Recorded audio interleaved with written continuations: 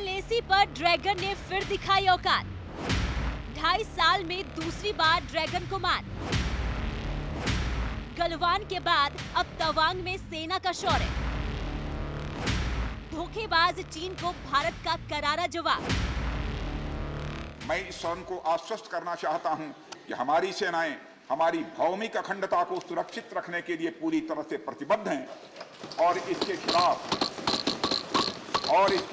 किसी भी प्रयास को रोकने के लिए सदैव तत्पर हैं। इससे पहले कि हम आपको अरुणाचल के तवांग से आई चालबाज चीन और भारतीय फौज के शौर्य की पूरी घटना बताएं, उससे पहले एक कहावत का जिक्र जरूरी हो जाता है जो चीन की घटिया मानसिकता पर बिल्कुल फिट बैठती है। हमारे देश में एक पुरानी कहावत है, मुंह में राम बगल में छुरी। यानी एक तरफ शांति पाठ के जरिए बातचीत का रास्ता, तो दूसरी ओर मौका मिलते ही पीठ में छुरा भोंकने की कला। लेकिन भारत चीन की इस मंशा को भली भांति जानता है और यही वजह है कि जब 9 दिसंबर को अरुणाचल के तवांग इलाके में ड्रैगन की फौज ने भारतीय सीमा में घुसपैठ की कोशिश की, तो भारतीय सेना की ओर से इसका करारा जवाब दिया गया। इस दौरान दोनों सेनाओं में झड़प भी हुई, जिसमें कई चीनी सैनिकों की हड्डियां टूट गई, जबकि भारत के महज 6 सैनिक को मामूली चोट पहुंची है। इस घटना के बारे में रक्षा मंत्री राजनाथ सिंह ने संसद को जानकारी दी है।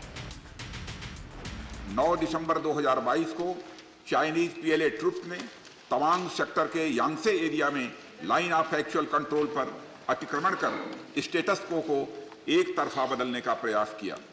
चाइना के इस प्रयास का हमारी सेना ने दृढ़ता के साथ सामना किया। सभापति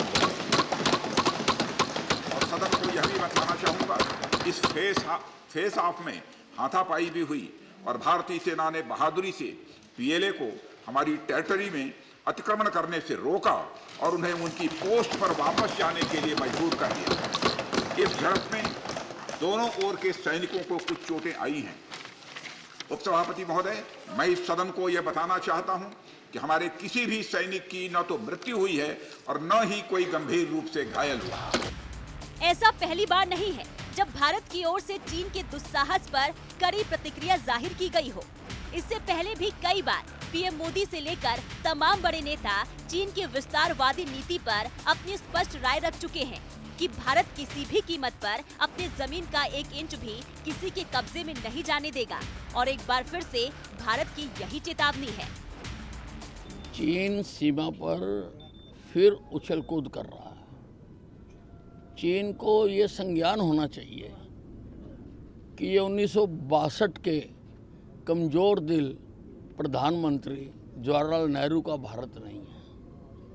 ये 2022 के शेर दिल नरेंद्र मोदी का भारत है। इसलिए सावधान रहना चाहिए।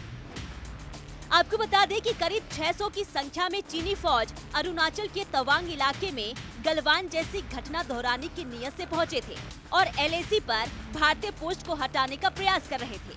जानकारी के मुताबिक सभी चीनी सैनिक लाठी डंडे और इलेक्ट्रिक बैटन से लैस थे, लेकिन जब भारतीय फौज ने इसका विरोध किया तो चीनी फौज ने हमला कर दिया, जिसके बाद भारतीय फौज ने भी पलटवार किया, जिसमें कई चीनी सैनिक को गंभीर चोटें भी पहुंची है। हालांकि बाद में फ्लैग मीटिंग के बाद मामला शांत करा लिया गया है और दोनों देशों की सेना पहले की स्थिति में चली गई है। ब्यूरो रिपोर्ट, सूर्य समाचार।